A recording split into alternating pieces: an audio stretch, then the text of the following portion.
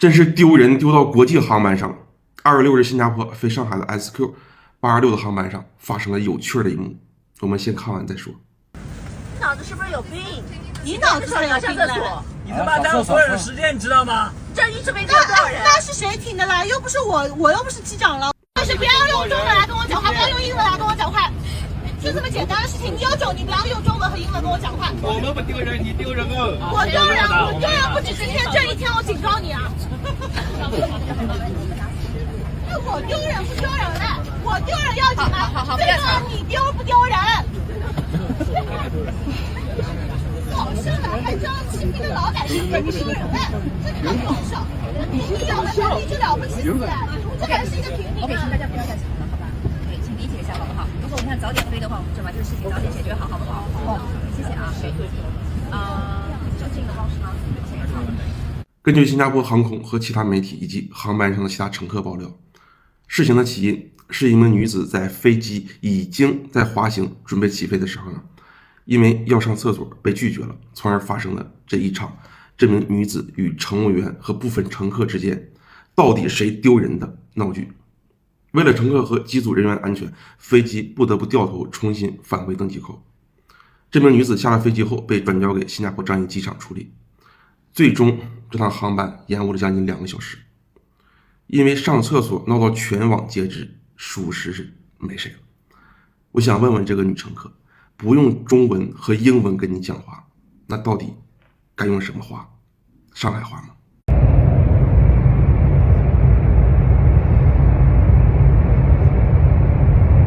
你好，你的脚能收一下吗？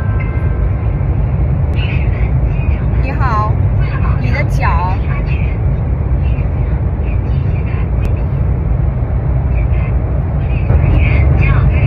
喂，哎，我在车上听不到你说什么。哎，你大点声，太臭了，听不到你说什么。哎，太臭了，不知道你在说什么，大点声。喂。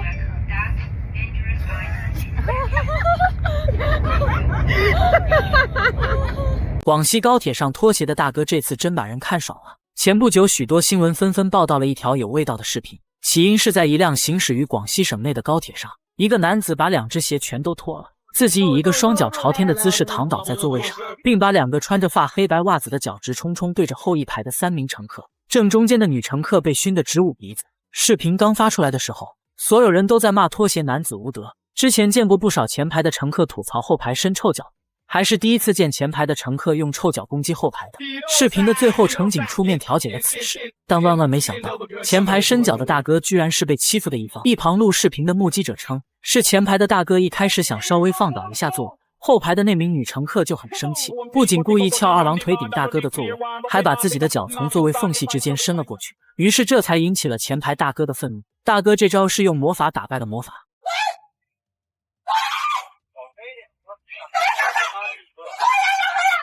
我也录制了，这规矩，哎，这规矩，哎，怎么回事？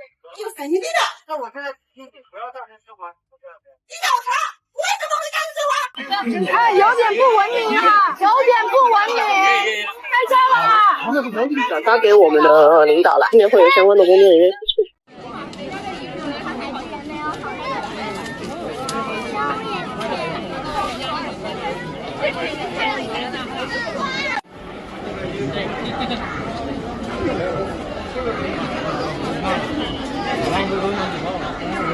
找了要钱了。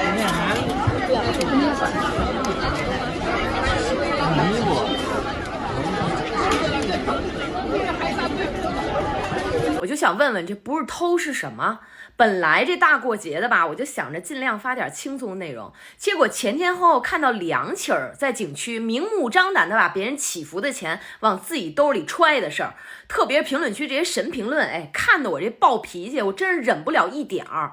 咱说事儿啊，1月29号大年初一，海南三亚南山海上观音景区，这女的啊，就这么边走边抠着，一把一把的把钱往自己兜里揣，最后被现场的保安跟民警制止、教育、道歉、还钱。这年前不也有一起吗？四川乐山大佛许愿池那俩女的拿着木棍就从里头往外扒着钱，专挑那100块的大钱，旁边还有游客大声提醒，有点不文明，有点不文明。这俩女的置若罔闻，掏了钱就走了。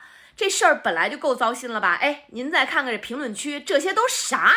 为什么不可以去呀？他不是佛吗？那个钱有专门的归属吗？没毛病，这样的善款就应该给需要的人，感觉很文明。一不偷，二不抢，佛祖也同意了。我居然很欣赏他，很多人想干不敢干，这都什么鬼话？评论区说这些话的人啊，我分析2种情况：一，我还是往善意了理解，是真不懂，无知。不知道这是偷还是捡，那您听好了，这就是偷窃。刑法上写的很清楚，盗窃公私财物数额巨大或有严重情节的，构成盗窃罪。海南的这个标准是1500，四川这标准是1600，北京、上海这标准是2000。没达到这个标准，不代表没有盗窃行为。拘留5到10天的行政处罚，那也是在所难免的。什么佛祖也同意了，烧掉的、化成灰的、化成烟的，那才是佛祖能收着的。法律上写的清清楚楚，游客将钱丢进许愿池里的那一刻，就是捐赠给景区管理部门了。那至于管理部门拿去干什么了，那是下一步的事儿。那又有怼怼要说了，那管理部门没干好事儿。您要有人家违法违规的证据，您就去举报啊，您就去投诉啊。但是不能因为猜测别人没把钱用对地方，所以我就可以去偷，这什么逻辑呀？第2种情况啊，那就简直就是恶毒了。就有些人吧，明知道这是不可为之事儿，但是就是喜欢在网络上毫无顾忌的撺掇别人去干，说风凉话没代价呗。我就想问问写这些评论的人啊，还有这成千上百点赞的这些人，你们去景区有没有往自己兜里扒楞钱呢？